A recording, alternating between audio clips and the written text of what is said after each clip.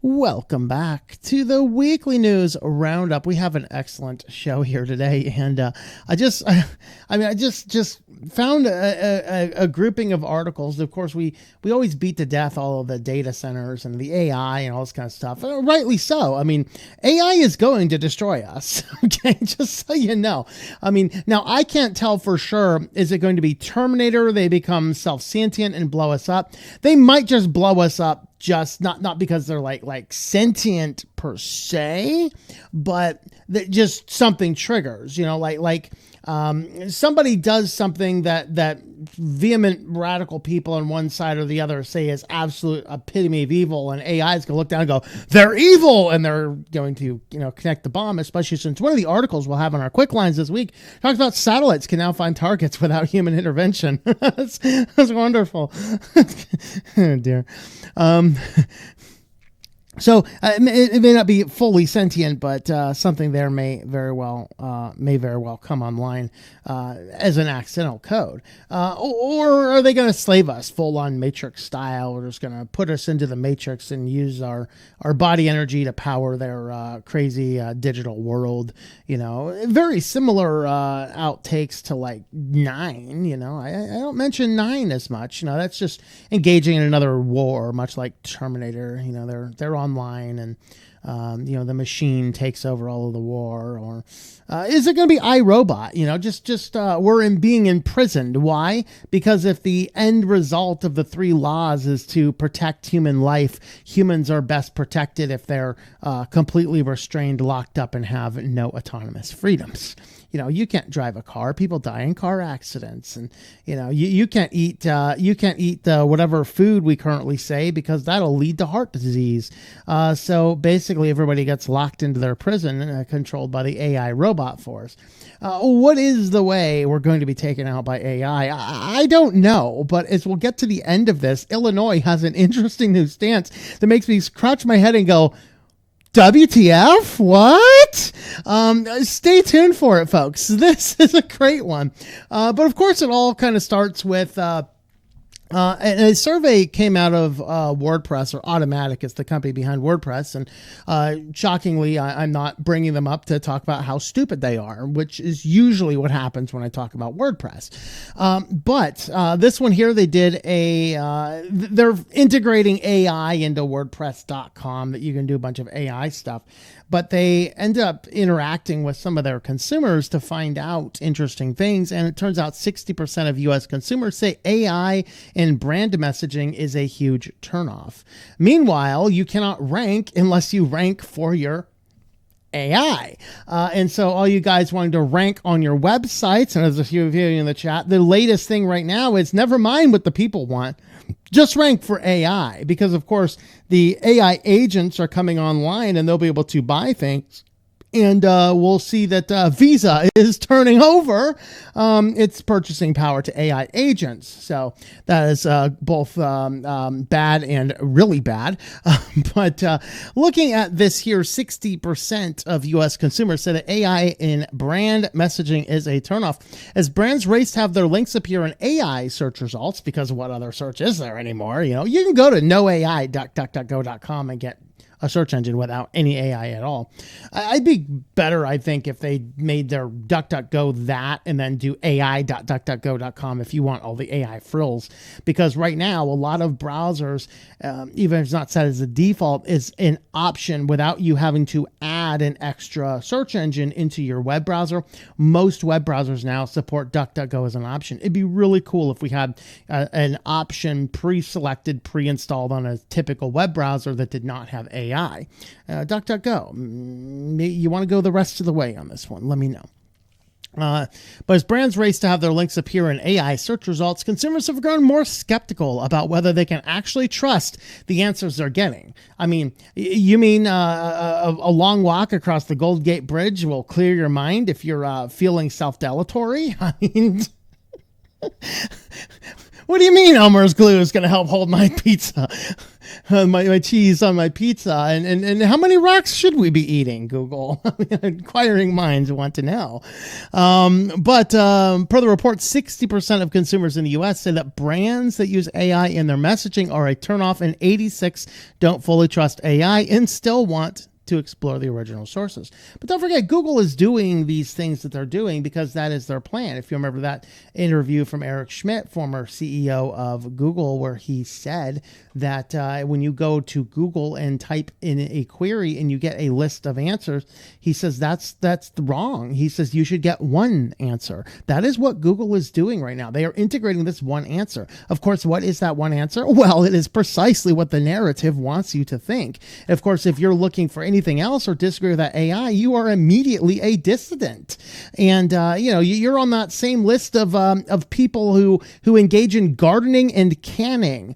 I don't remember if we talked about that or not, but Facebook a few years ago, if you mentioned anything about gardening or canning, basically like prepping stuff, you were labeled by Facebook internally as an extremist to watch out for, because Lord forbid we have food, even though the current projections are such that sometime either late this summer or into early next spring, food will become astronomically more expensive due to rising gas prices and rising fertilizer costs and some climate effects as well, all leading to a much smaller food supply source than usual. So maybe the government should step in and tell farmers to stop dumping the milk to control the price.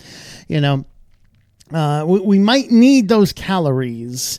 All right. So as companies invest more in making their brand visible to AI search engines, consumers are placing greater value on transparency and attribution. Yeah, they kind of want to know where you're getting the answer from. Where did you get that answer that Elmer's glue will hold the cheese onto your pizza? Oh, the onion? One of them came from the onion. I think it was the how many pebbles can you eat, I think, came from the onion. I think the glue came from Reddit, of course. But now if you have to build websites for AI agents acting on behalf of people, if your site's content isn't legible to AI, you are invisible to a growing share of how people search. You don't exist. And if your content doesn't feel human and trustworthy, for the tiny percent of people who actually click past the AI answers, they won't come back a second time. So WordPress VIP says that the findings point to a future where brands have to navigate both AI visibility and human trust simultaneously, and I have no earthly idea how one would potentially straddle that particular line. But getting on to the data centers, people don't want the AI, but the AI data centers must go on, such that this Texas farmer donated his land for building a park, specifically in the deed to build a park, and the city sold it for $10 million to a data center company. Yep, that happened. And I do love the not to be reporting on this one. I don't know how these data center stories keep on turning out to be comically evil like this, but it's astonishingly how much bad PR an industry can rack up in a short amount of time. And in fact, I was looking at another resource on this. There was actually an amazing 2-hour video from TrueStream Media came out yesterday. And I was like, oh man, the TrueStream Media ones are pretty good, but lately they've been a little on the, a little on the wonky side, and like 2-hour one. I'll give it like 10-15 minutes. That thing hooked me so bad. It ended up being, it's something about alien invasion, but it's actually about the alien invasion is the AI taking over every corner of our life.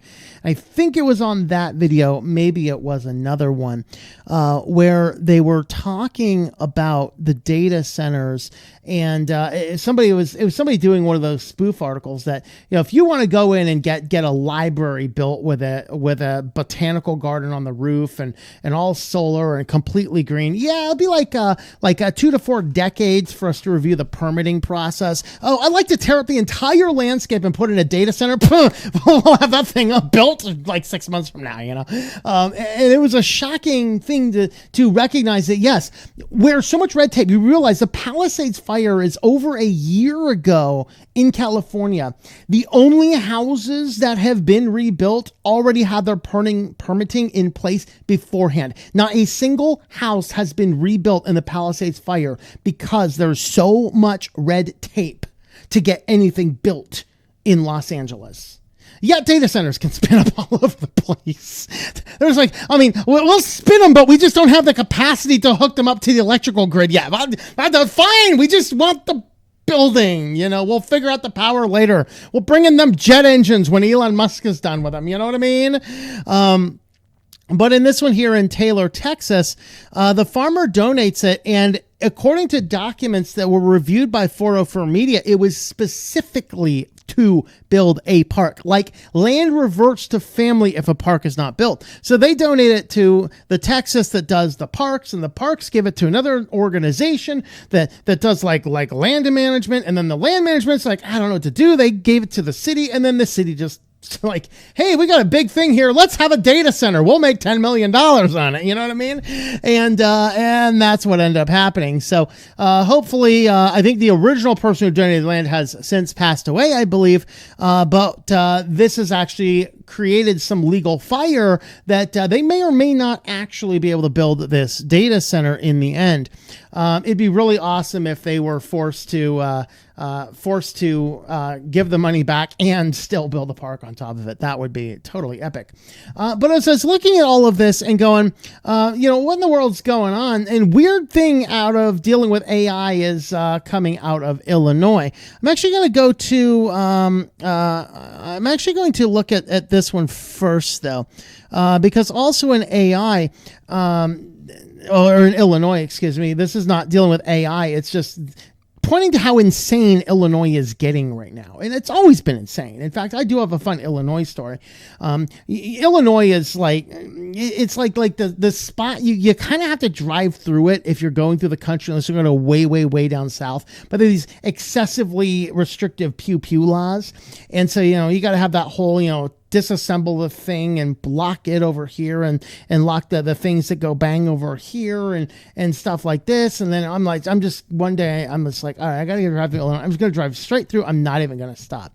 Well, Southern Illinois does not particularly like Cook County. That's where Chicago is. And they have a lot different laws and feel a lot different. I'm looking at okay, where can I overnight tonight? And I see this spot called Turkey Bayou in Southern Illinois. I'm like, that's okay. I can stay there. I can't find anything else nearby. Let's just go there. It was so amazing. I ended up staying for a week. I didn't want to stay in Illinois, but it was pretty good down here, So Illinois, though, they are completely backwards. These people are nuts over there. So much so that the last minute on a budget spending bill, they added in a 0.2% tax on any business activity involving digital assets. And so basically, if you donate to a content creator who happens to be in Illinois, the state's going to take 0.2% of that. If you want to take that money from your crypto wallet into your bank account, the state's still going to take another 0.2%. Now, some have argued, obviously, this might very well be unconstitutional, and I'm not sure it is, because the state is sovereign over creating its own tax laws, which is crazy. So you guys in Illinois, you just need to make a massive ruckus with your state and get this crap overturned. Of course, this got thrown in last minute on a budget bill. Nobody even had a chance to review it. The law enacted a 0.2% tax on, quote, receiving any digital asset business activity, end quote. According to the text of the bill, which defined digital assets business activity as, quote, any single occurrence of exchanging, transferring, or storing digital assets as part of a business or on behalf of a customer. So basically this stuff, it gets this tax no matter what happens. So it gets put into there, it gets taxed. It gets taken out, it gets taxed. It gets moved to your account, it gets taxed. That's insane. And because it's just your money going in between your places, that's what caused some people to suggest that could very well be illegal. The question is it going to be challenged in court, and which direction does the court happen to take it? That happens to be at the mind of where we're going. So the provision was added last minute to an Illinois broader budget bill, and this is why bills should never have multiple. There should never be a case where one vote is impacting multiple laws. one vote, one law. One vote, one law. That needs to be federal law. That way you can't have, 16 different little things put into some other bill. It's like, I don't know. I'm not going to make something up because it's going to be insane and possibly risking monetization or something. Anyway, the bill is also broad. It may cover digital money beyond crypto access, such as electronic bank transfers. Yeah. Every time money swipes, the government just wants to take 0.2%. You might think that's insane. Like, yeah, but that's Illinois. They're always insane. This is the one that saw how good New York's law, New York City's law was going to say, hey, yeah, we're never going to lock anybody up outside of like excessively violent crimes. So this caused a massive uptick in theft in New York City, even though the reported thefts are not as high because people know you report a petty theft, the police aren't even going to respond. So Illinois just looks at this because that sounds amazing, and they passed it for their whole state. And I have not actually seen if crime numbers going up. It's hard to tell because there's too much violence in the state anyway. Certainly offset by Chicago. But unlike traditional tax frameworks that are tied to income, gains, or profits, this law would impose a 0.2% tax on everyday customers' use of digital asset services such as exchange, transfers, or custody activities. How about just swiping a credit card? Is every transaction on a credit card? I mean, that's transferring digital assets around, depending on what you consider as a digital asset or not. So setting the framework for how insane Illinois is becoming, look at this law. This one makes you scratch your head and go, what? Yeah, this is the Artificial Intelligence Safety Act. And of course, as you know, if a bill says it does this, it usually does the opposite. No kidding.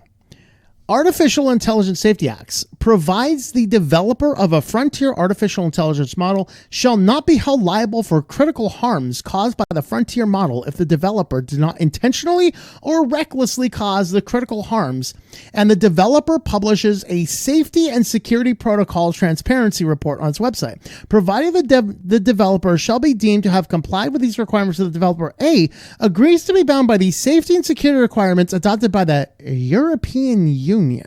Now, if you know anything about geography, you know that Illinois is like right in the middle of the United States. I mean, okay, it's a little bit east of middle, a little bit north of central, but it's still in the middle of the United States.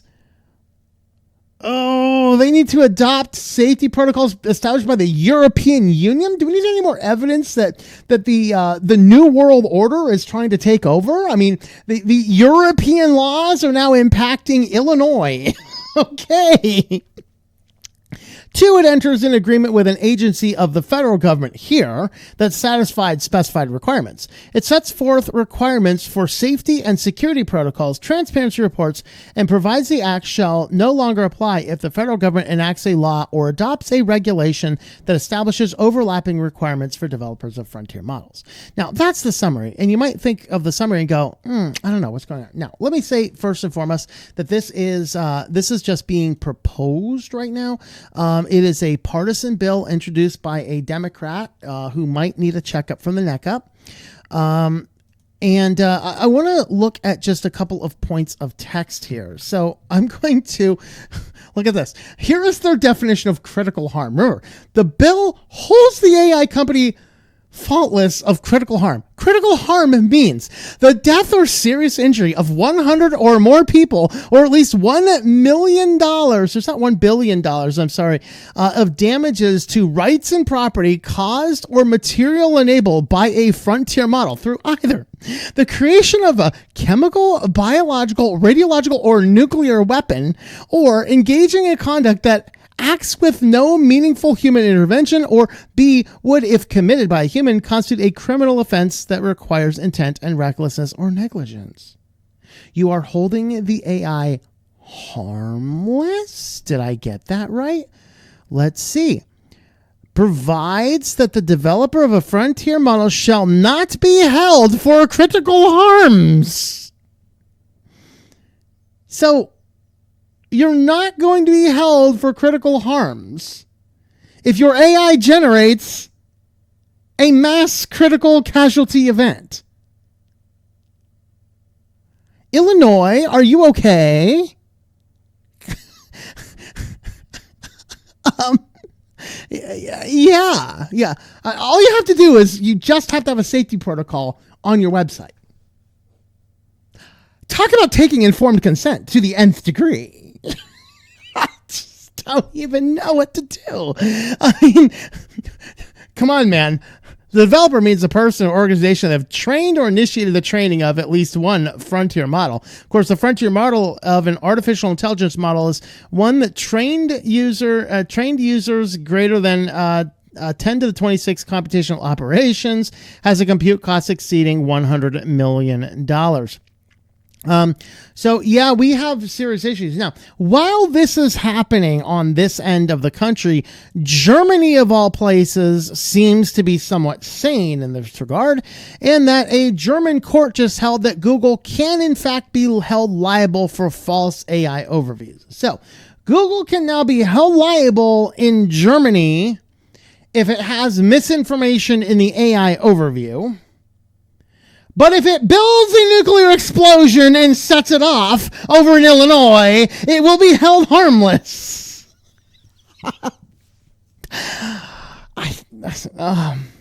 Yeah.